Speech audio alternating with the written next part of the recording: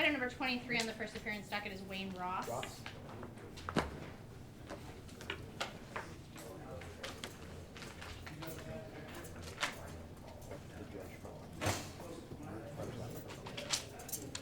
Come forward here, sir. Right here. Is your true name Wayne Ross? Yeah, First name W-A-Y-N-E. yeah.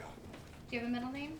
Alan, A-L-A-N. yes, Last name R-O-S-S. yes.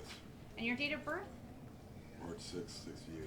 Making first appearance on charges of attempting to elude, felony harassment, domestic violence, theft in the third degree, felony hit and run, possession of a stolen motor vehicle.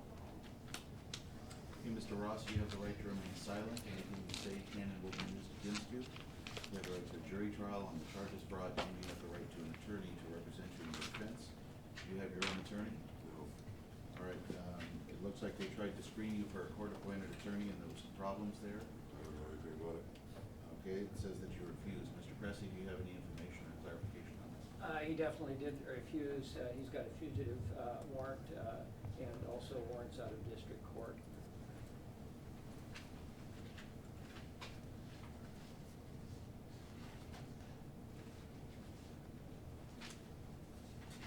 Well, sir, I'm going to certainly strongly recommend that you participate in the necessary screening to get qualified for a court-appointed attorney. Whatever.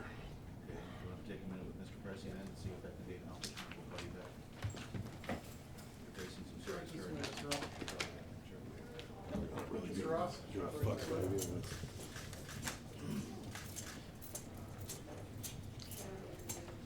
Item number 15 on the Ross. Ross. Back to this.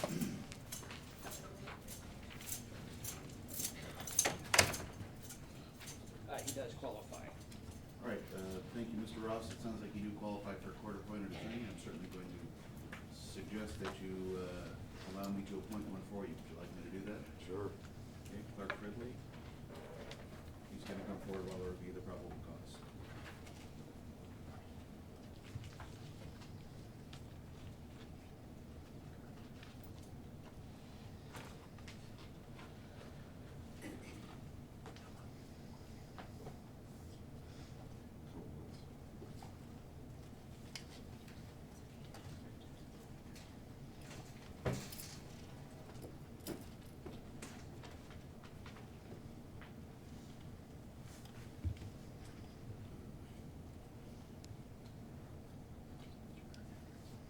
Upstairs, that would too. They would take a group to the bed.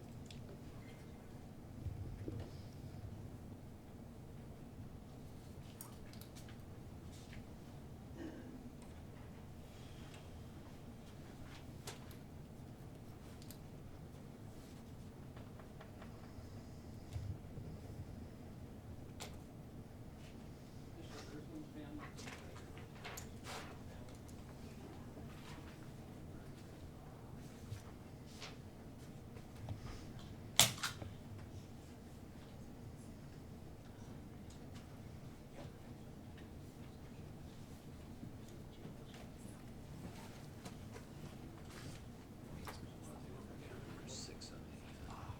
Brett, we've got attempt to elude, felony harassment, DV, theft three, possession of stolen property, one felony. Court does find a probable cause established, the position on police. Your Honor, the state would be requesting $100,000 bail plus conditions, specifically a no contact order with the alleged victim. At the time of his arrest, he did have felony warrants outstanding out of Oregon and district court here. It looks like he has 2 current domestic violence charges pending here in the state of Washington. He does have a felony history out of the state of Washington as well as the state of Oregon. That would include at least 1 prior court order violation showing a propensity not to follow the court's orders in this instance. He also has prior escape and failure to appear convictions out of the state of Oregon, 5 prior cases in Washington that have gone to warrant status, and his supervised release noted a prior fugitive from justice matter from 2013, and it's unclear to me whether or not that still is a hold on him at this time. Perhaps supervised release can address that with the court. Supervised release wasn't able to verify any reference or residence information, and they did note a history of failing to appear.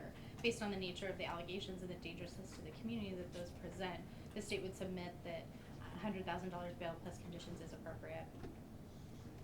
Response? Looks like he's been here in the community for at least a few months. He's got a local address. These appear to be Class Bs and C felonies. We'd ask the court to set no more than $20,000 bail. This is a somewhat unique circumstance. The state did mention several compelling factors into the Rule 3.2. At this time, $100,000 set as bail. Your attorney can ask the court to reconsider that, Mr. Ross, at a later time.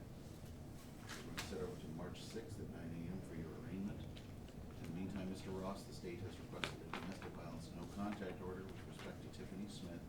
I'm going to enter that order that prohibits any contact. It's direct, indirect, through third parties, in person, electronic, telephonic, you name it. I'll remind you, sir, the phone calls at the jail are recorded. Any violation of this order could result in criminal charges just for violation of the order. Do you understand that? Okay. See you back on March 6th.